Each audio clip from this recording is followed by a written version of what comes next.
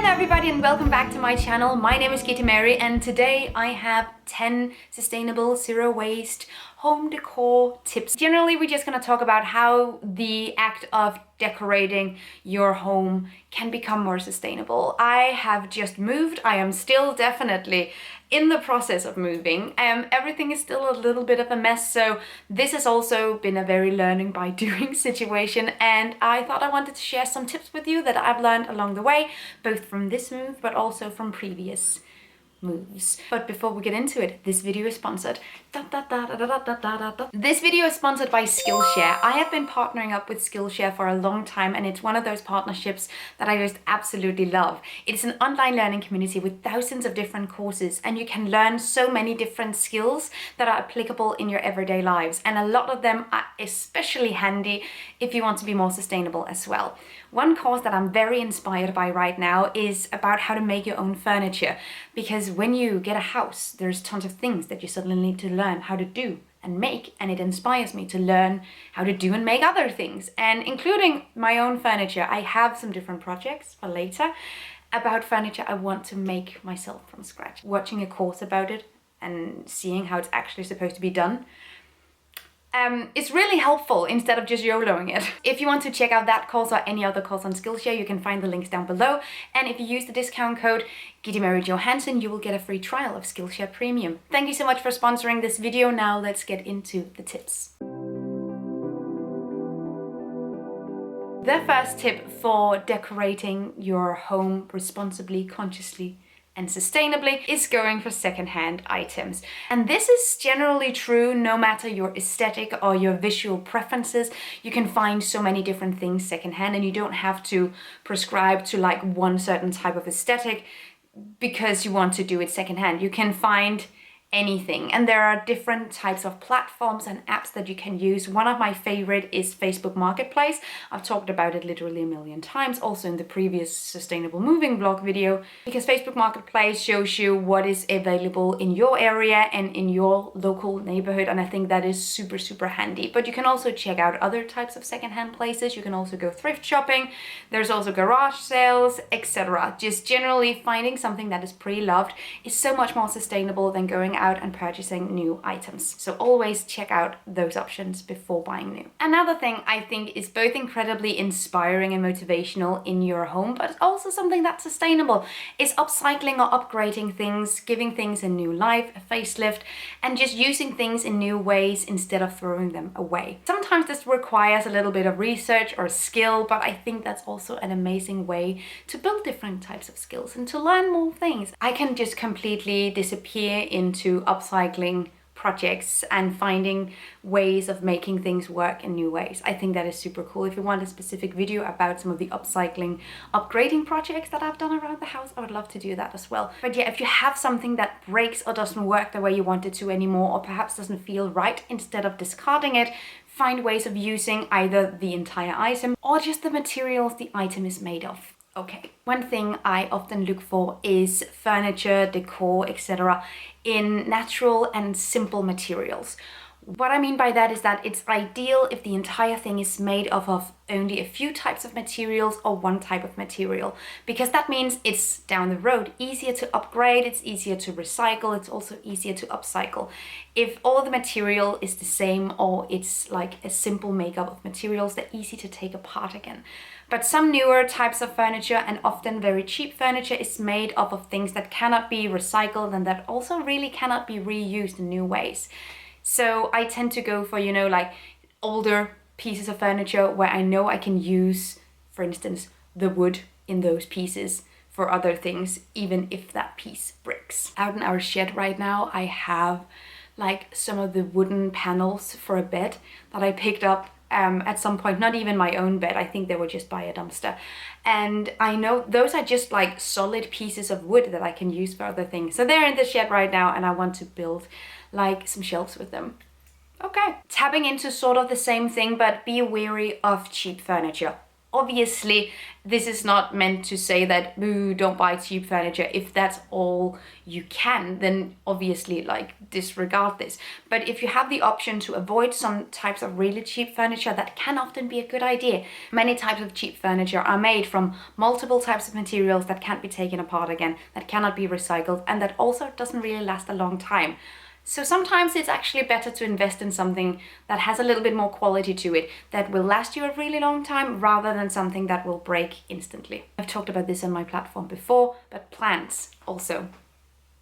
Bing bong. Going out and buying new, big, already like grown plants isn't always the most sustainable. It depends on where you are in the world, obviously. But for instance, in Denmark, not necessarily the best idea, the most sustainable and low impact idea, to go out and buy a monstera that is grown in a greenhouse that definitely requires fossil fuels to keep running, etc. Like, it has a high impact to grow plants super big in order to sell them, if that makes sense. What you can do instead, if you love plants in your home, which I get, I do too, but buy plants secondhand, because you can often do that, especially on Facebook Marketplace. Actually, I often see people selling plants, and I've bought several plants from Facebook Marketplace as well. You can also regrow or propagate plants that you already have and make new ones, use cuttings, etc., and grow them from tiny baby plants until they're big. That is often way more sustainable than buying them already grown. When your light bulbs break, you can also exchange those for a more sustainable option, which is usually LED lights. They're more energy efficient, which means that they will not only save you money down the road, but they will also be more sustainable. Look at that! This tip is something that I'm struggling with myself sometimes as well, but I think it's important to talk about, and that is that it's important to take your time. So when you want to decorate your home more sustainably, when you want to use vintage items, secondhand items, and if you want to regrow your own plants, it's going to take longer for the house to feel finished than if you just went to IKEA and bought everything that you needed and then put it into its place. It takes longer to decorate your house sustainably because you need to acquire things over a longer period of time, usually. That is at least my experience. And that time is okay. I definitely have a need for organization and for order and for things to have its place, but I think it's also okay to allow yourself for that process to take time. I've actually come to a place where I find a lot of joy in the process as well.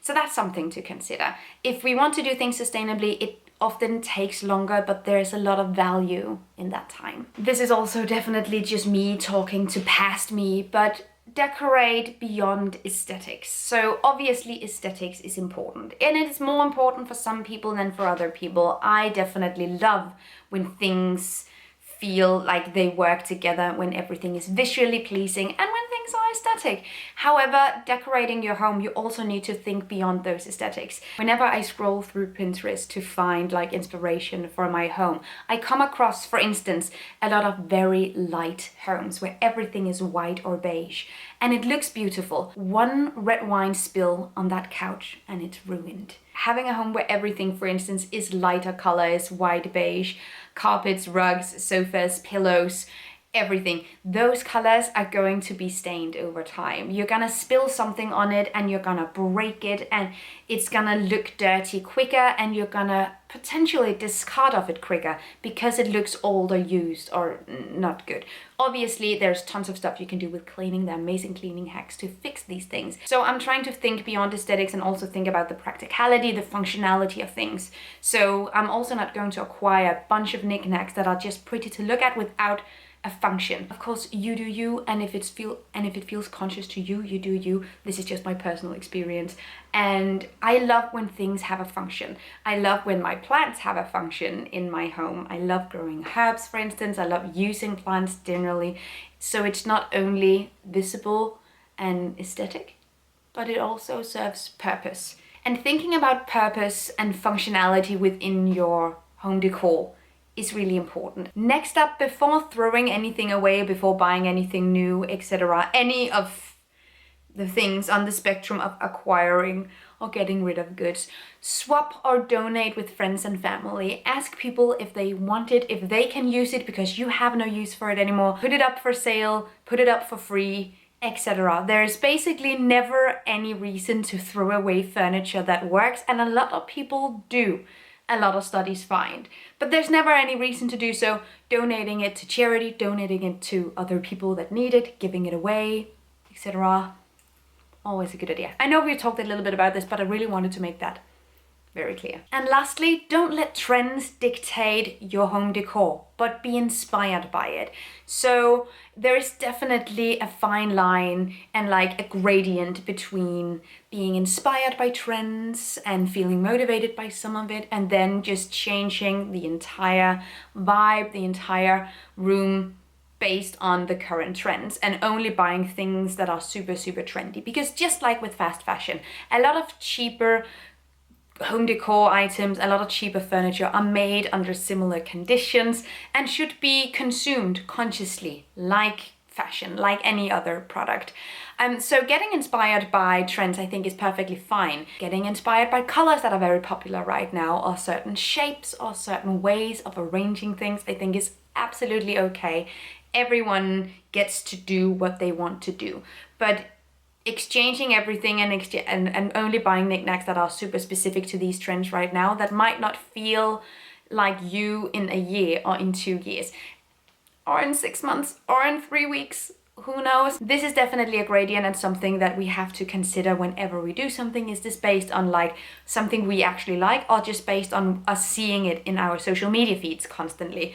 One example is that I love that checkered patterns are everywhere right now, because that's something I've always loved. Like, it brings out the inner emo kid in me. I love checkered patterns on everything, and sometimes when I see it a lot on my feed, I just want to buy everything in checkered patterns. But I also know, well, that's not gonna fly, that's not gonna be amazing in just a couple of years. I'm not gonna like these rugs or this couch that much, because it's just gonna be uncurrent, and that initial reaction, that initial or with that trend is going to fade, and you won't feel the same way about it. Rather, I think it's a good idea to base your home decor on things that feels versatile and universal to you. It doesn't mean they have to be bland or basic or minimalistic, etc. They can, again, look whatever way they want, but something that you know you're gonna love for a really, really long time. And think about that whenever you acquire things, and whenever you start to feel inspired by trends.